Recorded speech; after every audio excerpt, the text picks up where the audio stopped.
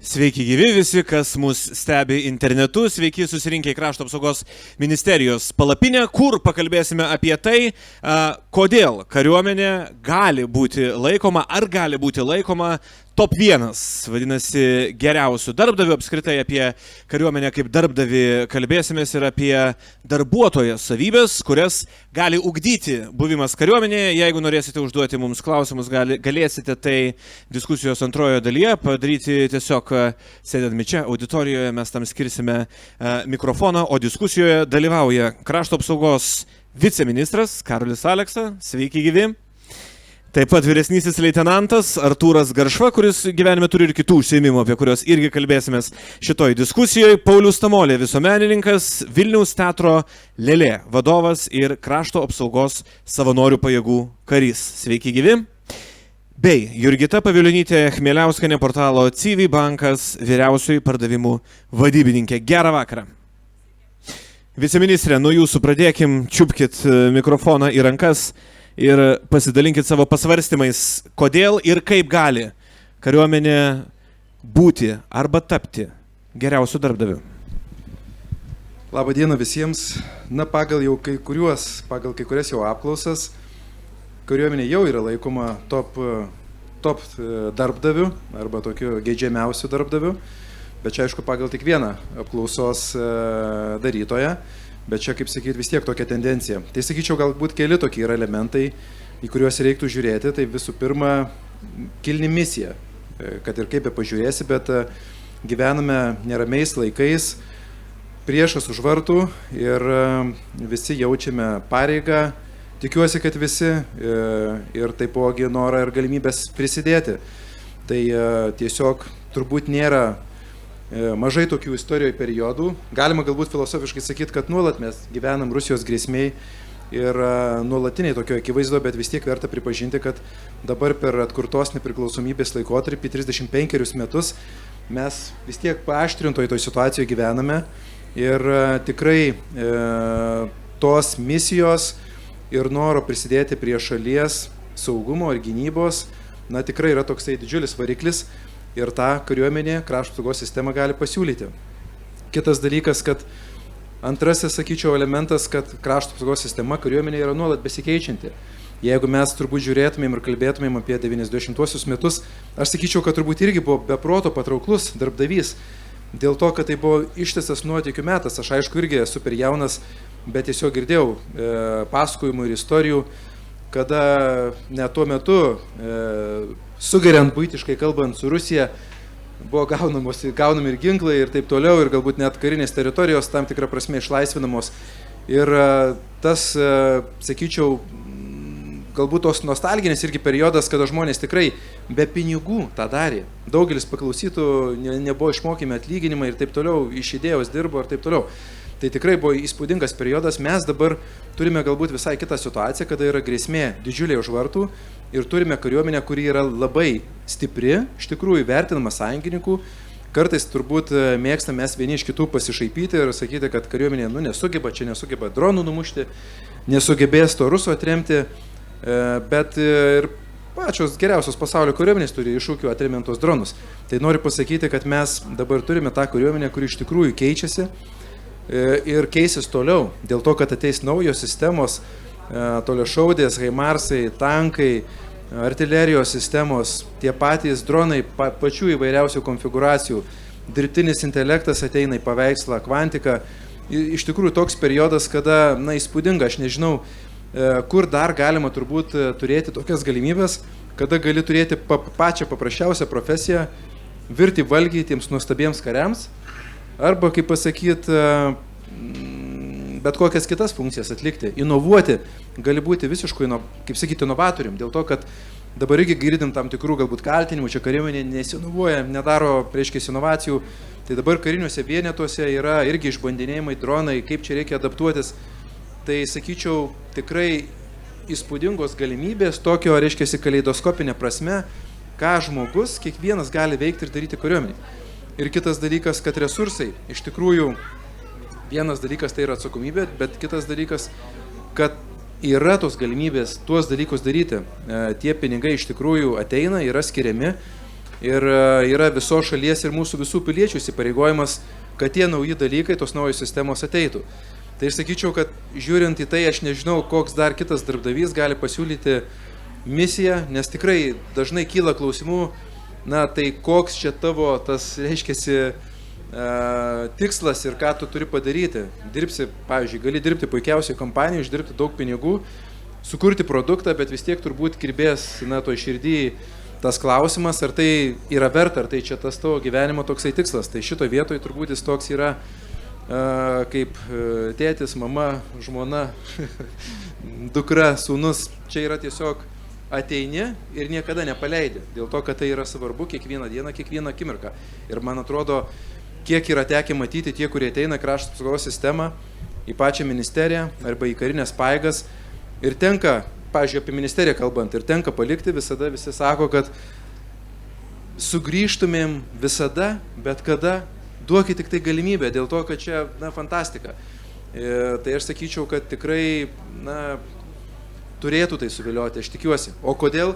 Galbūt šiek tiek jau per ilgai šneku, tai jau šiek tiek paminėjau, bet iš esmės į kariuomenę atėjimo formos yra įvairios ir kurias dabar tikrai jaunimas aktyviai išnaudoja, jaunesnių karininkų vadų mokymai, tos pačios krašto apsaugos savanorių pajėgos, ta pati ministerija. Aš sakyčiau, kad dabar bemastant, kad tikrai mes padėliosim ne tik, kad mes kur kūrim atskiras agentūras ir ieškome atskirų darbuotojų, bet reikės, aš taip galvoju, tokią padaryti, kad top 100, nu ne profesijų, bet iš principo darbų, ką galim padaryti, dėl to, kad ateina žmonės ir sako, ką mes galim padaryti, kur galim pridėti, bet ir dabar turėjom diskusiją ir sako, va, kur su inovacijom galim dirbti. Tai aš sakyčiau, kad yra kariuomenė įvairios formos ateimo į tą pačią ministeriją, tikrai siūskite CV ministrei, man... Per platformas, vat, kur kolegų turim. Visais įmanomais keliais. Facebooką visur pamatys. Tai galbūt pradžiai tiek. Artūrai, akivaizdžiai uniforma simbolizuoja, kad jūsų darbovietė ir yra ta, apie kurią mes kalbam. Kaip vertinate? Sekundėlį, veikia garsas? Veikia, girdit mane. Puikiai. Kaip aš vertinu savo darbovietę? Taip. Asmeniškai. Top 1, top 2, top 3, kur? Man čia yra top 1 dalykas, čia yra mano gyvenimas, čia yra mano gyvenimo būdas. Žinokit, aš, kai užsidėjau uniformą, aš pajaučiu tokį dalyką, kad aš esu karys ne nuo 8 iki 5, aš esu karys 24/7. Vat, tai pasakysiu tokį dalyką, kad kariai, žinokit, nėra taip, kad, nu, čia yra toksai kaip įsipareigojimas valstybei, nes tu esi valstybės tarnautojas, tu esi profesijos karo tarnybos karys, tu nesi labai didelę garbę, reprezentuodamas netgi savo valstybę, kaip sakyt, gynybos srityje. Tai asmeniškai man čia yra top 1 dalykas, top 1. Pauliau, ar tai yra darbovietė, pavyzdžiui, žvelgiant iš kario savanorio perspektyvos, kurio tarnyba galbūt, na, atrodo šiek tiek kitaip? Tikrai ne, nuoširdžiai, jeigu paklaustumėt manęs, kiek aš už savanorišką dieną gaunu pinigėlių, ar ne, aš nepasakyčiau, nes aš niekada nežiūriu ir tikrai ne dėl to einu. Man atrodo, kad tai nėra darbovietė, tai yra tarnystė, nes kariai nedirbate, tai čia tarnaujate ir aš tokią pačią vedu sąsąją su teatru. Pavyzdžiui, mes niekada nesakome, kada einame į darbą, mes visą laiką einame į teatrą, einame iš teatro, bet niekada į darbą neinam, niekada neišgirsiu kolegų taip sakant. Tai su karyba lygiai taip pat, vat, girdit, gyvenimo būdas, bet ne darbas. Ir iš tikrųjų to gyvenimo būdo reikia, nes 24 valandos 7 dienos per savaitę, tai taip, misijos 6 mėnesiai, be šeimos, mokymai, po 2 savaitės, po mėnesį išvažiuoja kolegos, ne, į treningus įvairiausius. Tai va čia yra svarbu, ne, tai tu turi būti karys savo dvasioje. Ir kas kitas dalykas, tai jeigu kalbėsim apie darbdavį, tai darbdavys kuo motyvuoja? Pinigais. Ne, brangiai, čia motyvacija yra kita. Čia yra motyvacija versus disciplina. Ir vat būtent todėl man sunku kalbėti, žinai, apie pinigus ir kaip apie darbovietę. Aš čia einu tam, kad žinočiau, tais 90-ais pradžioj, tai gink dieve, brolis nenorėjo eiti kariuomenį ir aš sakiau, niekada tenai neįsiu. Laikai pasikeitė, dabar yra prestižo reikalas būti kariuomenėje, mokėti, kad neduok dieve, mums reikės, nes mūsų yra mažai. Bet gal geriausios darbovietės, Pauliau, ir yra gyvenimo būdas? Jo, faktas, kad taip, nu tai ar tu aktorium būsi, ar tu žurnalistu, irgi tam tikras gyvenimo būdas, nes turi domėtis, tai čia su karyba lygiai tas pats. Ta uniforma reikalauja Ir tai daro tave profesionalu. Tave tas daro profesionalu 10 000 valandų. Jeigu nemoki, išmoks, ne? 10 000 šaudai ir taip, vieniems gaunasi lengviau, mes tai vardiname talentu, kitiems gaunasi sunkiau, bet viskas yra, praktika, tai yra treniruotės, tai yra pratybos ir čia atsiranda profesionalumas. O paskui pokalbėje galėsim pakalbėti ir apie kompetencijas, ką būtent duodu aš kariuomenė, o ką kariuomenė duoda man. Jeigu galima, aš gal pantrinsiu. Žinoma. Tai kalbant apie motivaciją, tai tie kariai, kurie jie yra profesinė karo tarnybos kariai, čia yra 100%, kad jie yra vedami dirbti kariuomenėje iš vidinių savo motivacijos tikslų, tai yra patriotizmas, meilė valstybei ir galbūt meilė savo istorijai. Kariuomenė apskritai suteikia, yra toks suvokimas kaip vidinė motivacija ir išorinė motivacija. Tai kariuomenė, mes turbūt kalbėsime apie tai paskui plačiau, bet aš minėsiu, kad suteikia tas puikias išorinės motivacijos, sakykime, ta prasme, tas pats uždarbis, socialinis paketas, ką gauna pats karys. Tai, ta prasme, kariai nėra taip, kad nuskriaudžiami, kad jie ateina tiesiog dėl to, kad nori ir tiek. Ta prasme, mes turim ir tų išorinių motivacijų, kurie tikrai padeda tau siekti ne tik, sakykime, karjeros, bet ir apskritai dirbti pačioje kariuomenėje. Jurgita, kalbant apie tas kompetencijas, kurias išugdo buvimas kariu, kaip jos yra vertinamos darbo rinkoje? Ačiū už klausimą. Tai iš tiesų apskritai visos kompetencijos įgaunamos Lietuvos kariuomenėje ir apskritai visose sukarintose organizacijose vertinamos tikrai labai palankiai. Ir aš noriu visiems paantrinti apie žmonių norą dirbti darbą ne tik dėl atlyginimo. Ar ne? Tai iš tiesų atlyginimas tai be abejo yra vienas pagrindinių dalykų vien tam, kad patenkinti tą poreikį išgyventi, bet kita vertus lygiagrečiai yra labai kiti svarbus aspektai, ypatingai naujajai kartai, kurie ieško darbų, jie nori save kažkaip įprasminti. Jie nori prasmės darbuose, jie nori darbuose atsakomybės, jie nori inovacijų darbuose, su jomis dirbti. Tai iš tiesų labai jums pritariu, kad būtent Lietuvos kariuomenė tai yra ta vieta, kur jie gali atsiskleisti. Ir ten be galo tikrai didžiulis atsakomybės jausmas, ne jausmas, apskritai didžiulė atsakomybė atliekant kažkokias misijas, darbus, galimybė dirbti vėlgi su tomis naujausiomis technologijomis, galimybė jiems tobulėti. Tai vienas taip pat iš norų, ieškant darbo, turėti tobulėjimo galimybę. Dar jūs minėjote apie vertybės kažkokias. Tai jeigu žmogus, ypatingai naujoji karta, gauna atlyginimą, tačiau darbdavio ir jo vertybės nesutampa, tai labai dažnu atveju tas atlyginimas nebetampa prioritetu ir jis keičia darbo vietą. Tai vertybės tai yra vienas iš tų aspektų, kurios turi atitikti kartu su darbdaviu. Jie nori jausti prasmę, jie nori save įprasminti savo darbus, jie nori matyti realius rezultatus ir turėti įtakos tiems rezultatams. Tai kolegos ir įvardijo, kad tai yra ta institucija, kur jie tą gali padaryti. Karoli, grįžkim prie jūsų, pakalbėjom apie daug gražių dalykų, apie vidinę motivaciją, apie teigiamus šalutinius poveikius, netgi kuriuos sukuria kariuomenė, bet kalbant, taip techniškai apie Lietuvos kariuomenę, kaip apie darbdavį, kokioj tendencijoje mes esam, kalbant apie tas darbo sąlygas, paskatas, socialinius paketus ir panašius dalykus? Tai sakyčiau, kad neblogoj situacijoje esam, bet tikrai dedam pastangas, kad dar būtų geriau. Tai kaip žinia, stengiamės, kad tikrai tos, nors piniginės paskatos nėra pačios svarbiausios, bet vis tiek turime įvertinti rizikas ir svarbą, kurią atlieka užduotis vykdami kariai. Dėl to finansinis atlygis vis tiek yra svarbus. Ir aš tikrai norėčiau pabrėžti, kad tam skiriame didžiulį dėmesį ir dabar ką tik parlamentas patvirtino paketą dėl 7% karių atlyginimo didinimo ir taipogi matome ir planuojame, kad ir toliau turėtų tas atlyginimas didėti, dėl to, kad tiesiog negalime turbūt leisti, kad turėdami tokį milžinišką krūvį kariai, kadangi mes tikrai neturime tokios milžiniškos kariuomenės ir dažnai tie patys kariai turi suktis, paprastai tai būtiškai kalbant, ir pratybose įvairiose, ir tie reikalavimai vis labiau auga, ir reikia patiems pamokinti ir šauktinukus, ir padirbėti su sąjungininkais, ir patiems pasimokinti, tas krūvis yra milžiniškas ir mes tikrai turime įvertinti ir tai. Tai už idėją suprantame, kad galime dirbti, bet vis tiek kariai turi išlaikyti ir savo šeimas ir turi būti tos rizikos atlygintos. Tai tikrai skiriame tam dėmesį ir jaunesniųjų karininkų atlyginimai yra tikrai apie vidutinį darbo užmokestį. Ir tie patys kariūnai, kurie studijuoja dabar karo akademijoje, tikrai gauna neblogas stipendijas. Neblogas, tai čia toks dar švelnus žodis, man atrodo, kad turbūt lyginant su kitomis tikrai didelės ir čia faktiškai atlyginimo dydžio yra stipendijos, dėl to, kad mes puikiai suprantam, kad mums tų karininkų reikia.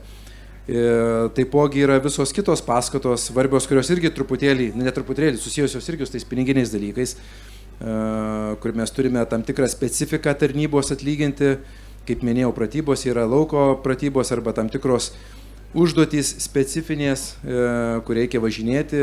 Tai dėl to yra svarbu, kad būtų atlyginimai ir už būstą, ir kelionės išlaidos, jeigu reikia važiuoti kitus dalinius, taipogi sveikatos išlaidos. Tai tikrai pasirūpinimas irgi, jeigu yra tam tikri iššūkiai su sveikata, ypatingai tarnybos eigoje arba po tarnybos, ir man atrodo, kad mes turime dar čia tikrai nemažai darbų padaryti, dar čia tikrai yra kur pasitemti. Tai tikrai tas paketas yra svarbus, dėl to, kad jeigu jo nebus, tai irgi karys negali būti tikras, kad juo pasirūpins. Čia kaip ir mūšio lauke, tos 5 minutės ar ta auksinis pusvalandis, auksinė valanda, jos yra svarbios gabenant karį iš mūšio lauko, tai viskas irgi iš mūsų pusės tas turi būti užtikrinta. Ir man atrodo, kad mes tikrai turime neblogas sąlygas, bet tikrai, aišku, reikia dar judėti mums ir toliau. Tai čia finansiniai dalykai, o dabar iš tokių nefinansinių dalykų mes irgi matome, kad kyla tų klausimų. Dėl to, kad, sakome, yra atviros galimybės, bet vis tiek kyla tai kaip su ta karjera.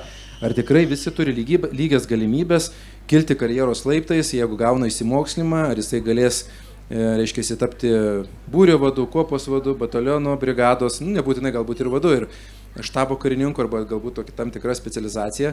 Tai tikrai mūsų ambicija ir uždavinys yra, kad sistema tikrai būtų skaidri.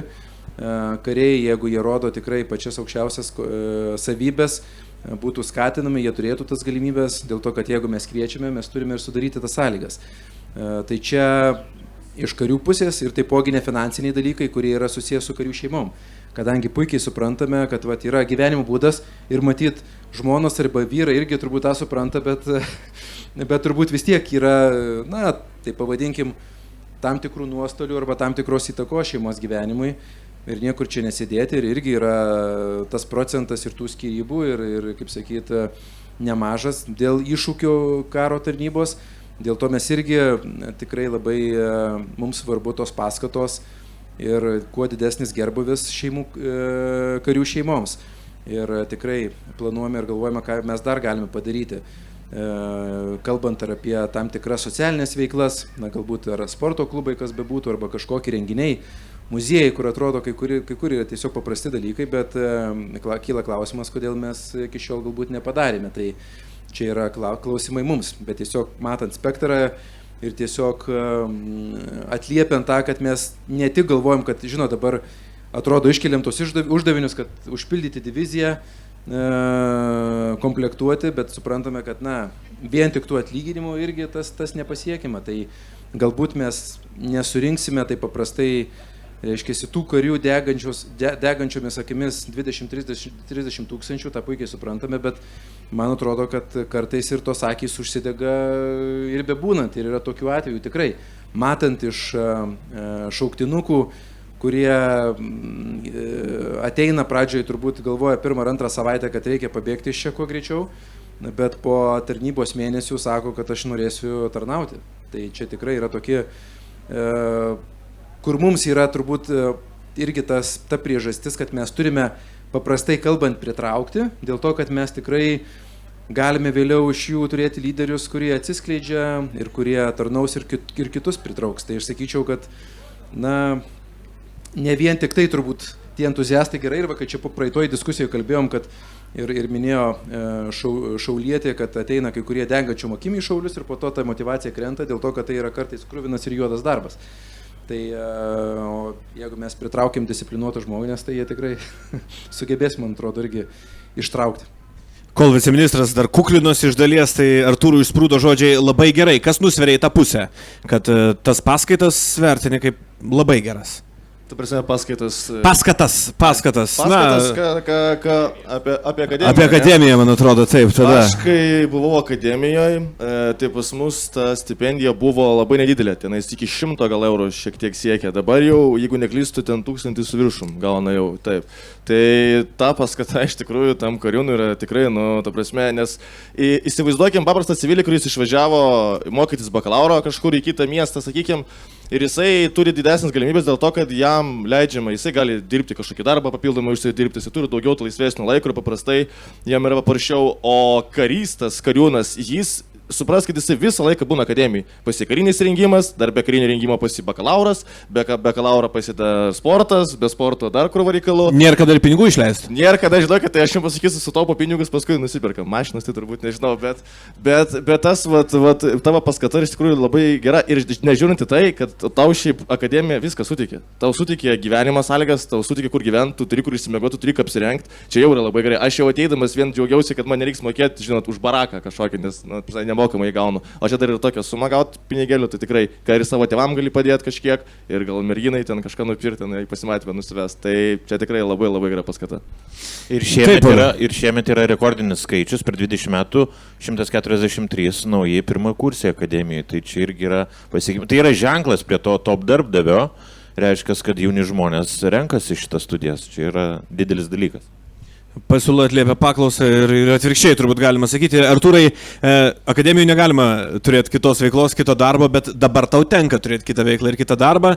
Pereikim dar prie tos tokios kitos perspektyvos, kurią šiek tiek lietėm, kaip susiliečia, tarkim, tavo karo profesija su tavo kita veikla, humoru.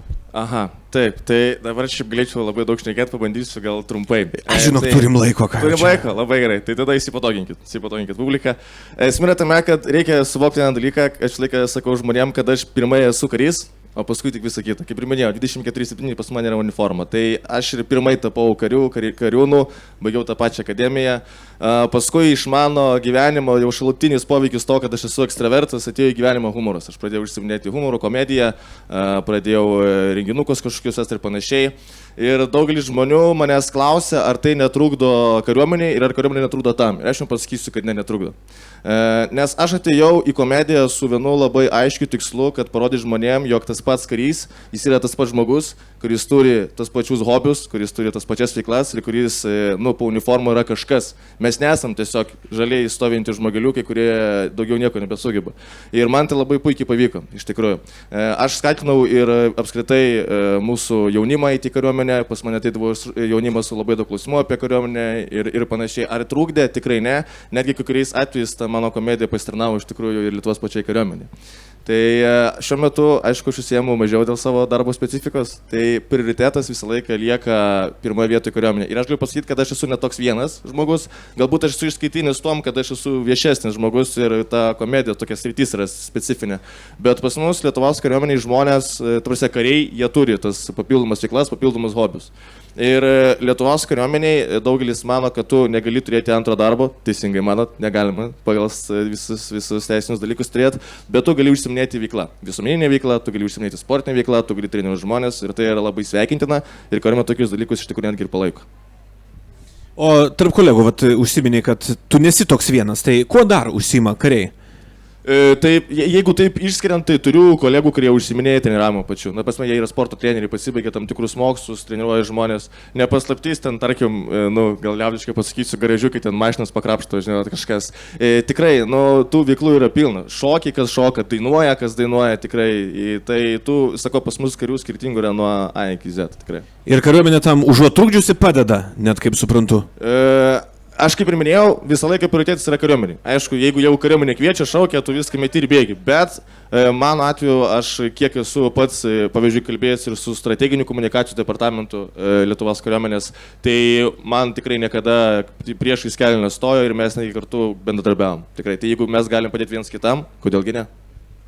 Pauliau, yra teatras Lėlė, yra daug visuomeninių veiklų ir kažkurio metu atsirado ir krašto apsaugos savanorių pajėgos, kaip visą tai sudera tavo gyvenime ir kuo vienas rytis papildo kitą. Tai viskas prasidėjo tai labai paprastai, kad okupacija Krymo 14 metai, tada mes nuėjome į Šaulių sąjungą ir užduotim rimtėjant, atsakomybėm didėjant atsirado krašto apsaugos savanorių pajėgos, ne? Nes tada pasirašai sutartį ir turi bent jau 20 dienų per metus tėvynėje atiduoti tai, ką privalai. Aš galvoju, kad mane pakeitė labai kaip asmenybė. Didelį pokytį, atsirado tam tikri principai, kuriais labai vadovaujuosi ir būtent čia ateina iš kariuomenės. Pavyzdžiui, iš Ukrainos parsivežu, sako, vienas brigados vadas sako, adaptavausi prie karo. Sakau, ką reiškia adaptavaisi? Nebegaila mirštančių draugų. Sakau, o kokia būtų tavo pagrindinė taisyklė? Ir va čia yra išmokę NATO standartą People always mission first. Ir tas labai irgi padeda. Žiūrėkit, žiūrime tikslo. Myliu žmonės, viskas taip, bet ką mes darom? Mes darom spektaklį. Važiuojam, mums fokusas yra tikslas, ar ne? Tai tave labai sufokusuoja. Tai vat būtent čia yra kariuomenė. Antras dalykas, ką išmokau iš kariuomenės, geriau blogas, greitas spektaklis, sprendimas negu joks. Ane? Tai mes veikiam, jeigu padarėm klaidą, atsitraukiam, persiorganizuojam, pasižiūrim kokios pamokos, padarom išvadas ir važiuojam vėl toliau. Blogiausias dalykas yra tampimasis darbe. Čia mane irgi išmoko kariuomenė. Atsakomybė. Jeigu pasakė man ginklo brolis, kad aš nueisiu 40 km, aš žinau, kad jisai nueis. Ir mes tenai tame taške susitiksim. Drąsa. Tai buvau, be didelių detalių, buvau išgyvenimo pratybose. Išgyvenau, kaip matot. Bet po tų pratybų, tai žinokit, nieks nebebaisu. Sako, juokaujat, nedarysim. Sakau, jūs manęs nepagazdinsit. Tiesiog reikia. Tai šitas dalykas, kas mane labai žavi kariuomenėje, tai jų ištikimybė. Ištikimybė vadui, nors tas vadas nebūtinai protingas ir nebūtinai protingi sprendimai. Jūs juokėtės, bet mane tas labai žavi, nes pavyzdžiui, jeigu aš ateinu į teatrą vadovauti, tai man metus laiko užtrunka, kol aš įtikinu juos, kad aš iš tikrųjų galiu vadovauti. O čia kariuomenėje besąlygiškai jisai ateina 3 metam ir jie jo klauso. Ir man tai yra labai žavu. Tai yra lojalumas, tai yra ištikimybė. Man labai fainai yra kovos dvasia.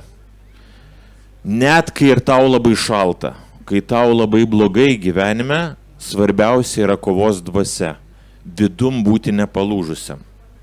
Ir to moko būtent kariuomenė. Tas labai praverčia gyvenime ir ypatingai sunkiose situacijose.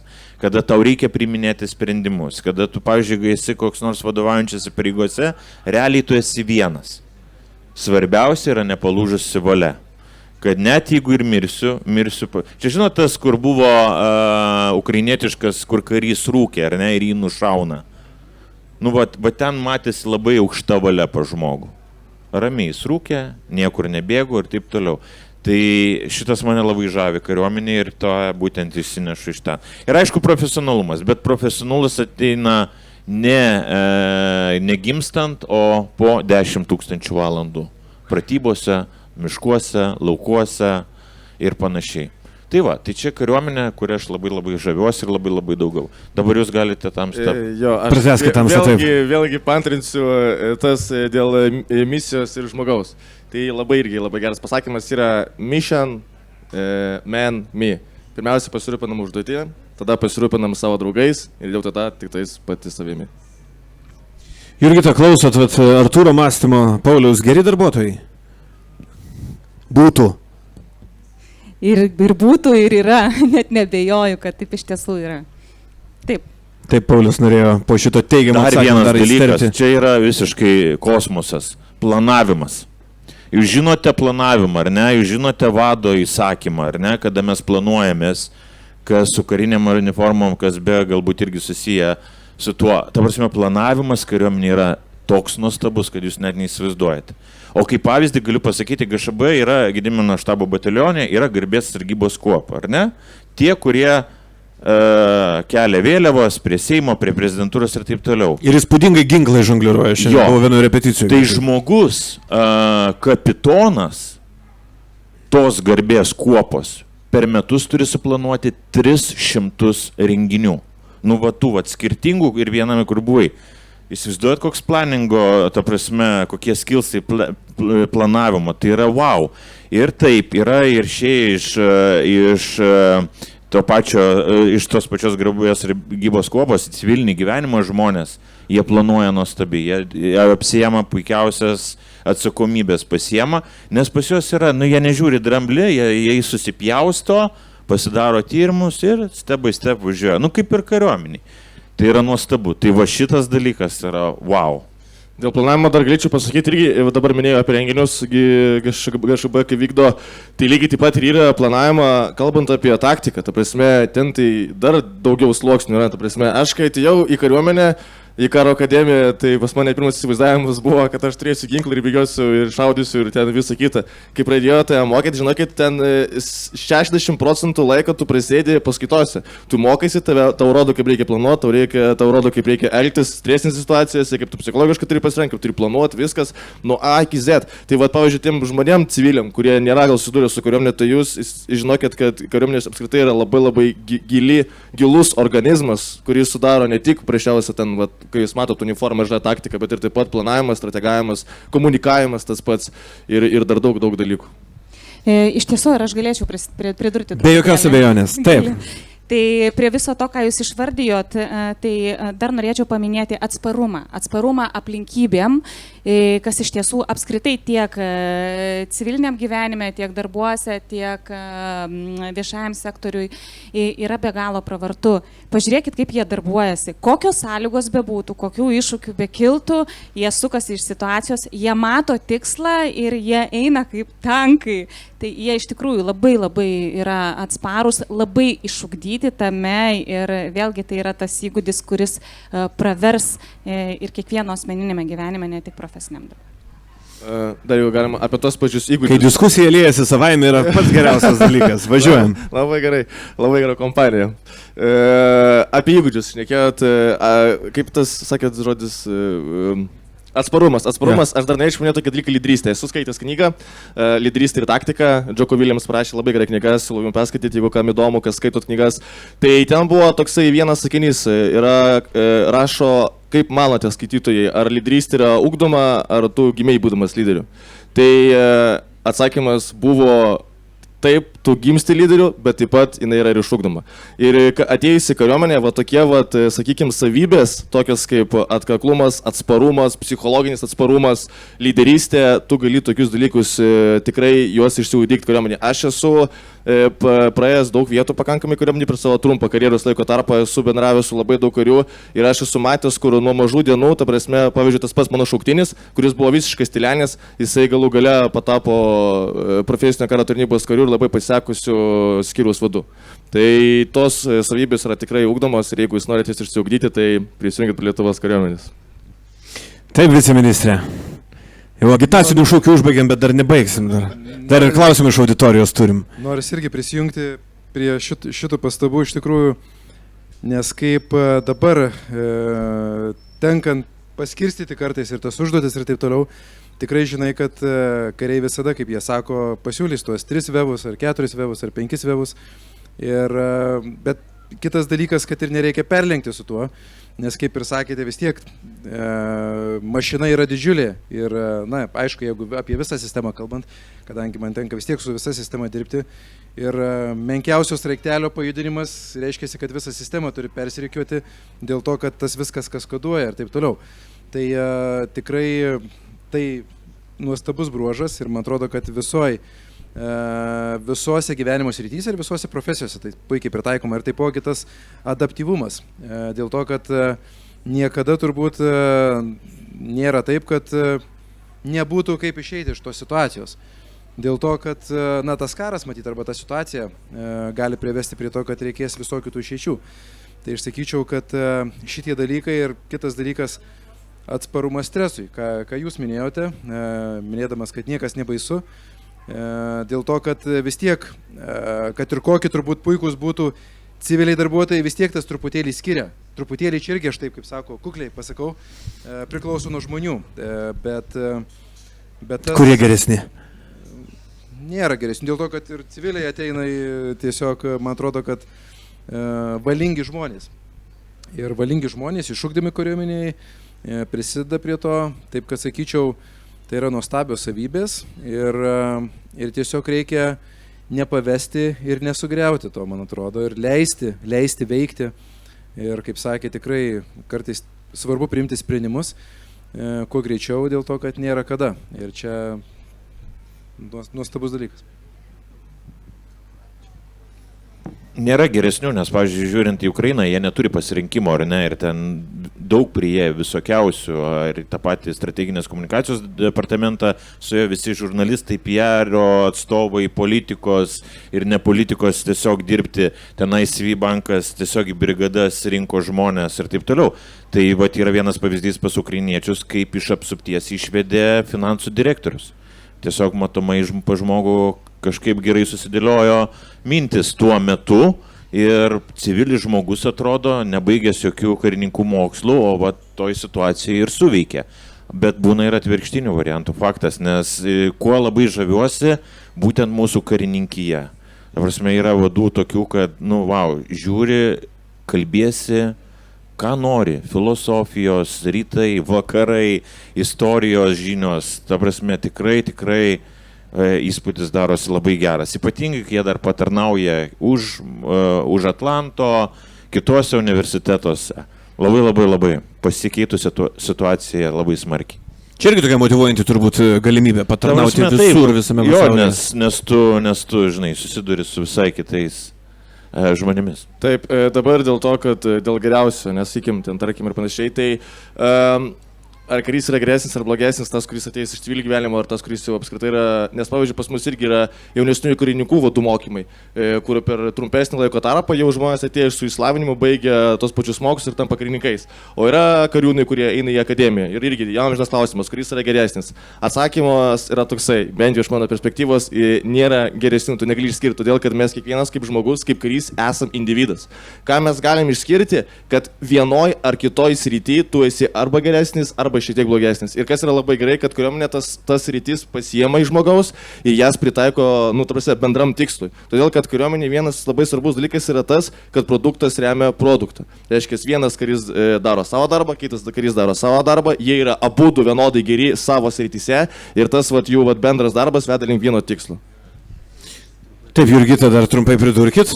Ne, aš norėjau pridurti tai, kad iš tiesų turbūt nei viena institucija, nei viena įstaiga negalėtų pasiūlyti tiek galimybių išugdyti tiek įvairiausių kompetencijų, kiek Lietuvos kariuomenė. Iš tiesų, nes kartais darbuotojui žmogui reikia tikrai pakeisti ne vieną įstaigą, ne vieną įmonę tam, kad jis įgytų tam tikros kompetencijos, kai čia atėjus yra visa puokštė atsakomybė, ar ne, ant pečių, galimybė savarankiškai priimti sprendimus, subordinacija, tai reiškia klausyti, ką man sako ir siekti tikslo, nesiblaškant. Žodžiu, visko daug, ką galima gauti vienoje vietoje ir nesiblaškant kažkur kitur ir ieškant kažko kito. Paties plačiausio profilio išsilavinimas, ar ne? Bene.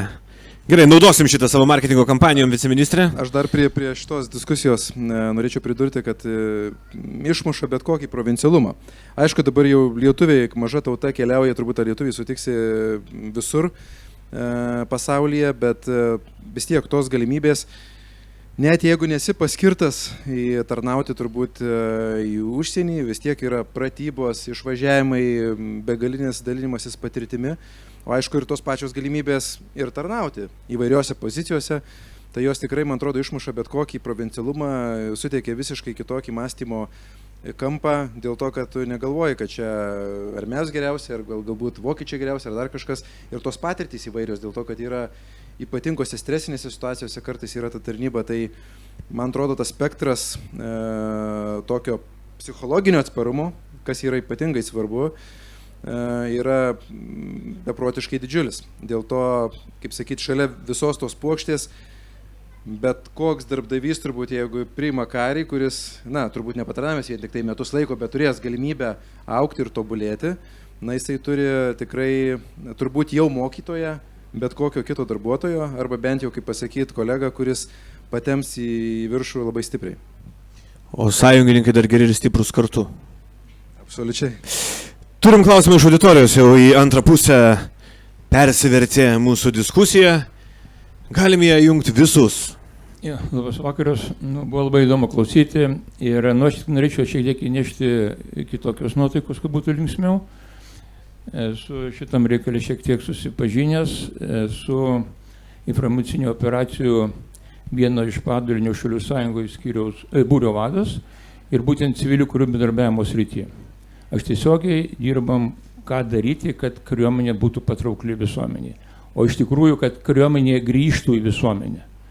Ką mes matom, kad visuomenė yra uždara dabar sistema, apie arba nežino, arba jos vengia. Ir čia ne priekaištas Lietuvos kariuomenė, kiek priekaištas yra mūsų visai plačiai politikai, kadangi čia jau klausimas yra ne tik tai pinigų ir arba idėjos, kaip čia paminėta buvo. Yra dar daug dalykų, kurie yra susijęs su ilgalaikiam naudom. Šiek tiek buvo užsiminta, bet mane labiausiai liūdina yra tai, kad nesusiformavo per tos 35 metus kariuomenės, kad būti kariu yra garbinga, privalu, būtina, o ne bandyti kaip išvengti, kaip išlysti ir kaip nekariauti. Dėl to, kad tam čia skiriama ne tik reikia pinigų, čia yra kultūros švietimo programa ir ypatingai kultūros, kada rodomai pavyzdžiai. Geriausias pavyzdys būtų galbūt Izraelis, kur jau ir aš siūlyčiau jums, mes patys domimės geriausiais pavyzdžiais, ar tai būtų Suomija, ar tai būtų Izraelis. Ten niekams net nekyla klausimas, ką reikia daryti. Ar tai 3 metai, ar tai 2 metai, visi eina ir nekalvoja apie tai, kad reikės ten prarasti savo gebėjimus arba kompetencijas. Valstybė, kuri yra tokių griežto reikalavimo tarnauti, yra pasiekusi technologijose žiauriai didelių laimėjimų, yra viena iš vedančiųjų valstybių, nežiūrint tai, kad lyg tai žmonės užimti kariuomeniai. Ir problema yra tai, kad neformuojamas lygiagrečiai požiūris, o paskatos daugiausiai eina materialinės. Žmonės nežino, o turėtų ne tik žinoti, bet kariuomenė turėtų būti vieta, kur tu ateini ir išeini. Ji neturi būti susisėdėjusi. Turi žmonės norėti patekti ten, kadangi išeitų su daug labai kompetencijų, kurios gali būti labai plačios ir būti naudingos visiems. Ir kad tai būtų ne tik nuotykis, bet galimybė labai stipriai pasimokinti, pasitemti į priekį ir padaryti savo karjerą.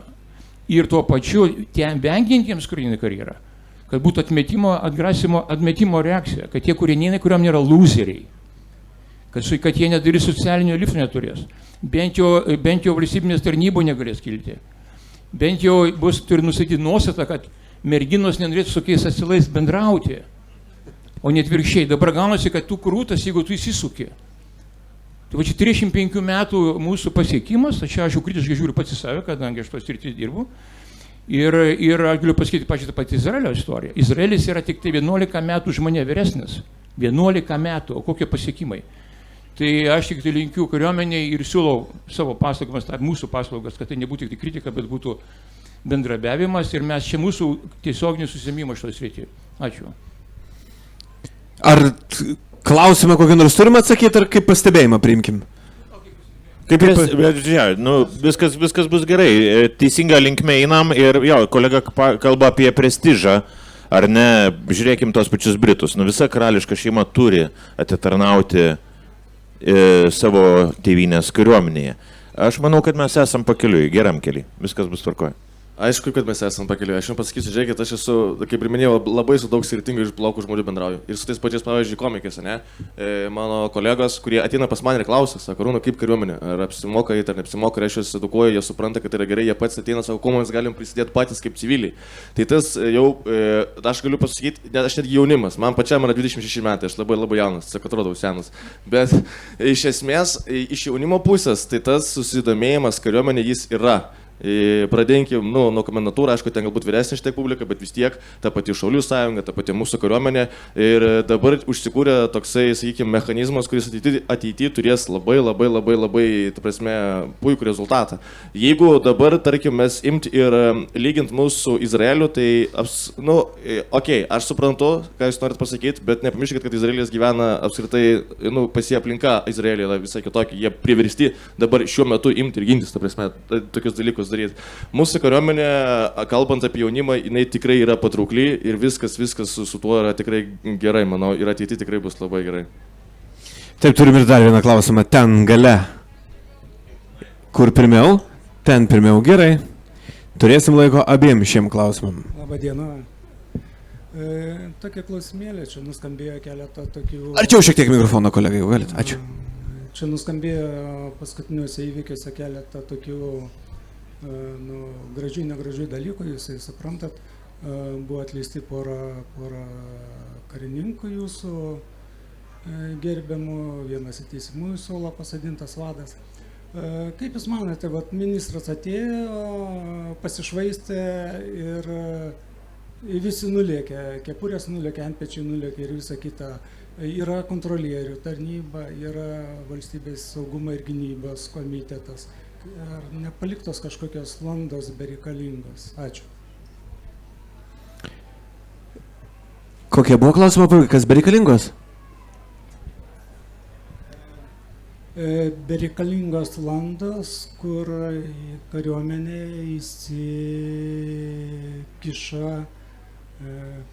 pašaliniai, nepašaliniai įtakos ir vienašališki sprendimai. Ačiū. Čia turbūt įvykių dalyvių neturim, apie kuriuos Jūs kalbat, nežinau. Žiūrėkit, kaip čia dabar atsakyti šitą klausimą, gal pabandysiu paprasčiau, viskas sistemoje kariuomenės yra gerai. Nėra jokių pašalinių žmonių, kurie daro tam tikrą įtaką, kažkokią blogą įtaką mūsų Lietuvos kariuomeniai, kurie nori kažkaip asmeniškai savo iš to naudos pasimti. Ne, ta prasme, aš esu tas žmogus iš vidaus, iš kariuomenės, kuris dirbo. Aš matau, kaip veikia ta sistema. Ir kiekvienas žmogus, mes jau net kalbėjom pačioj pradžioj, kariuomenė dirba, pradėkime nuo to, kad kariuomenė dirba nuo savo vidinių motyvacijos tikslų, ta prasme, patriotizmo ir panašiai. Kariuomenė nėra finansinė kažkokia struktūra arba struktūra, kuri būtų reikalinga tam, kad tu ateitum užsiimti kažkokios valdžios. Ne, jeigu tai būtų visiškai nesąmonė, viskas paprasčiausiai sugriūtų. Ar yra kažkokios landos?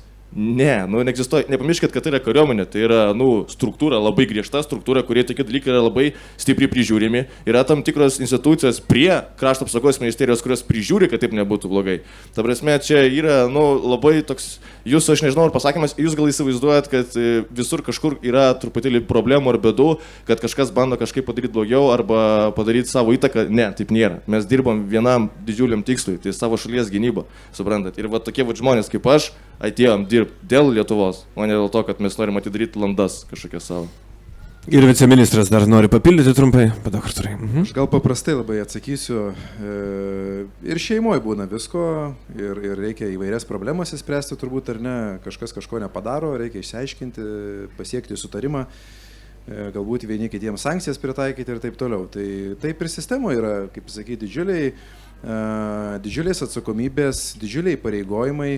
Ir bet kokio lygio vadovai irgi prisima tam tikras atsakomybės, jiems yra uždedamos tos atsakomybės, jie darbus daro ir jeigu tie darbai padaromi netinkamai, tai yra tam tikros reakcijos. Tai aš taip tiesiog sakyčiau, kad nereikia irgi galvoti, kad neturi būti sprendžiamos, nes jeigu nebūtų problemos sprendžiamos, tai viskas virtų viduj, viskas, kaip pasakyti, akumuliuotųsi ir galų gale visi čia, žinot, gražiai šypsotumėmės, bet iš esmės būtų toks puvimas iš vidaus. Tai aš sakyčiau, kad mes tikrai principingai turime žiūrėti ir gerbti karius, karininkus ir suteikti jiems visas galimybės, bet suteikdami atsakomybės reikalavome tos atsakomybės. Tas pats ir civiliam tarnaujantiems. Tai aš sakyčiau, nedarykime jokių sąmokslo teorijų, bet kiekvienoje sistemoje yra problemų ir tos problemos yra sprendžiamos. Dar vienas klausimas štai ten gale. Tai sveiki. Pirmiausia, norėčiau padėkoti, aišku, už labai įdomią ir turiningą diskusiją, bei žinoma, už vienokią ar kitokią jūsų tarnybą mūsų šaliai. Tai ačiū Jums už tai, nes tai, ką Jūs darot, yra gyvybiškai svarbu, ypač šiomis dienomis. O mano klausimas toks gan kompleksiškas, tai paprašysiu tiesiog bendromis jėgomis pasistengti kažkaip atsakyti. Tai apie karių psichologinius iššūkius ir sveikatą.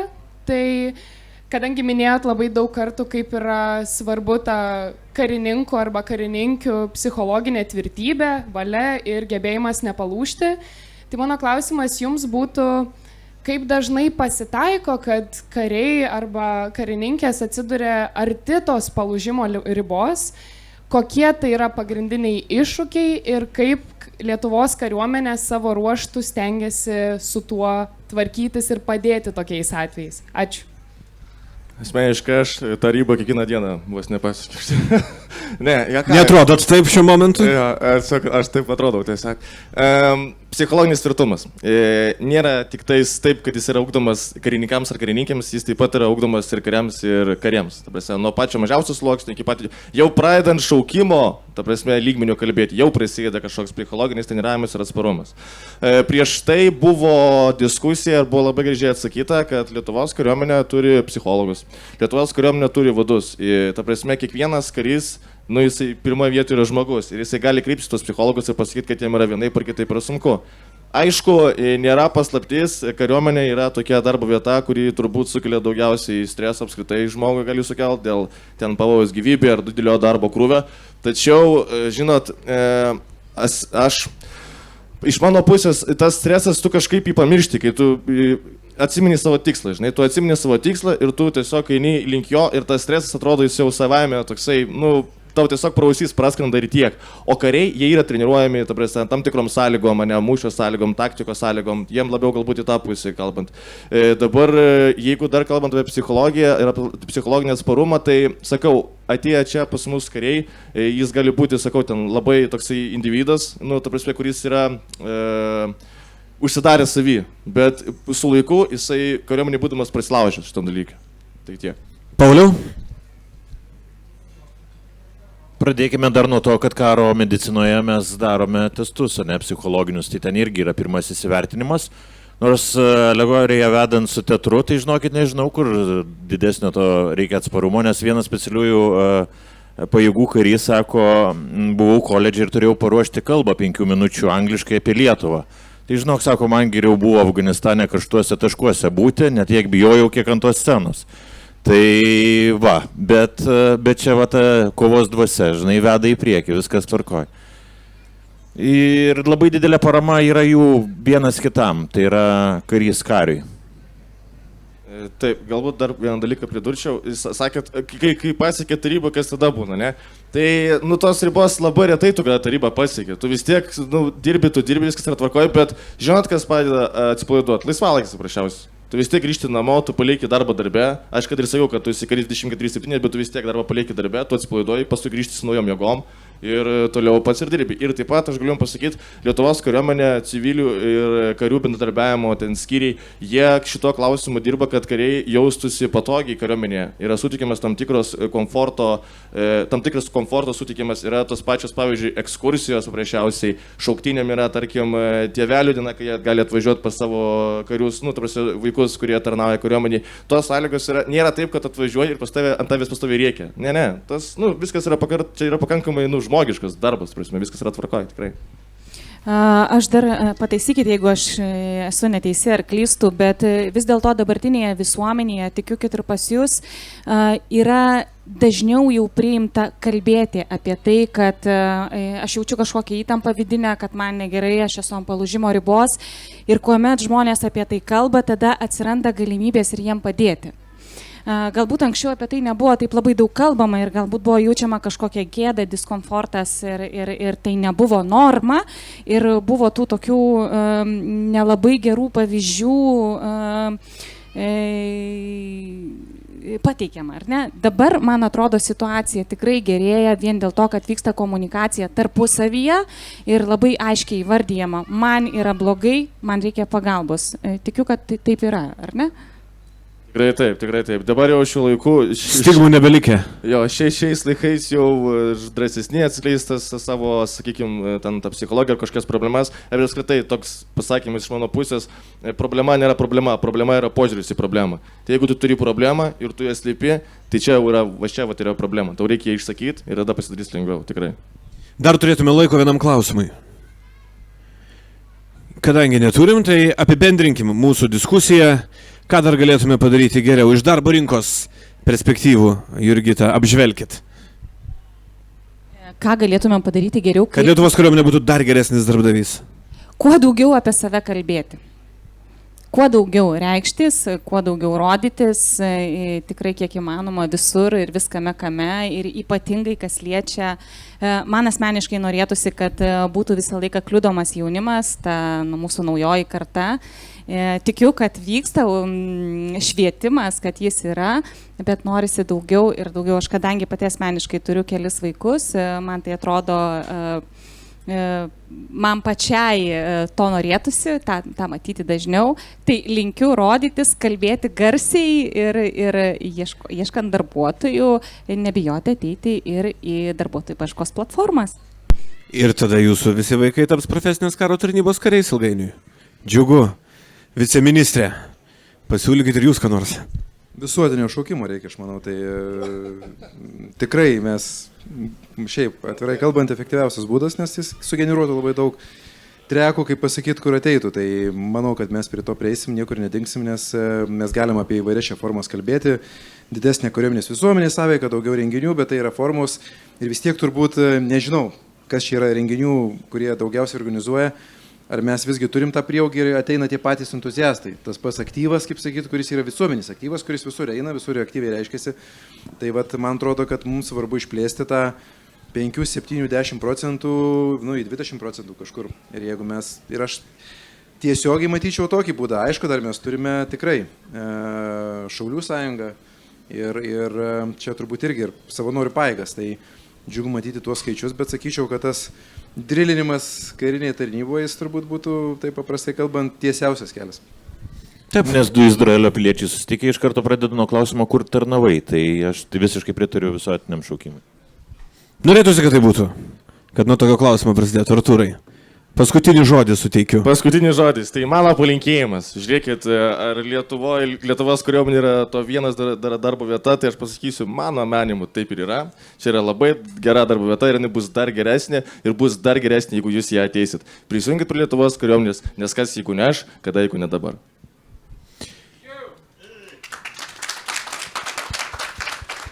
Net baisu gadinti tokį pasakymą. Ačiū visiems diskusijos dalyviam, ačiū, kad atėjote, ačiū, kad mus stebėjote internetu. Rytoj Krašto apsaugos ministerijos palapinėje pasimatysime 11 val.